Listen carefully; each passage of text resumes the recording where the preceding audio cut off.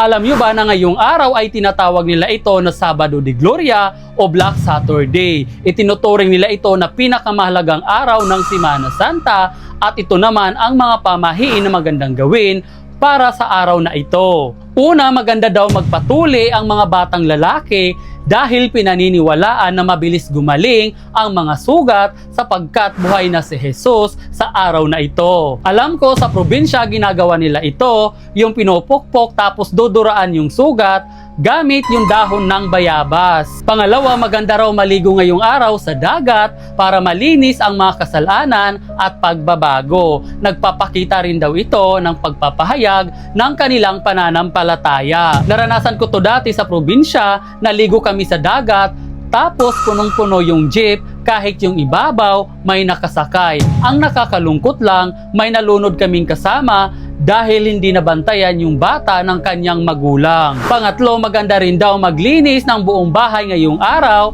bilang paghahanda ng pagkabuhay ni Jesus. Kaya kung makalat ang bahay ninyo, linisin nyo na yan para maitaboy ninyo yung malas. At ito naman ang bawal ninyong gawin sa araw na ito, bawal kayong mangasar o mamintas. Dahil sa paniniwalang ang pagkakamali sa araw na ito, maaaring magdulot ng triple na balik sa iyong pamilya o di naman kaya sa iyong sarili. Bawal din daw kayong maglaba ngayong araw dahil ito daw ay malas. Kaya naman wag niyong gawin ang gawain na ito. Iwasan niyo din ang magingay bilang paggalang sa banal na araw ngayon. Ito ay kasabihan o pamahiin ng mga matatanda na sa inyo pa rin kung maniniwala kayo o hindi.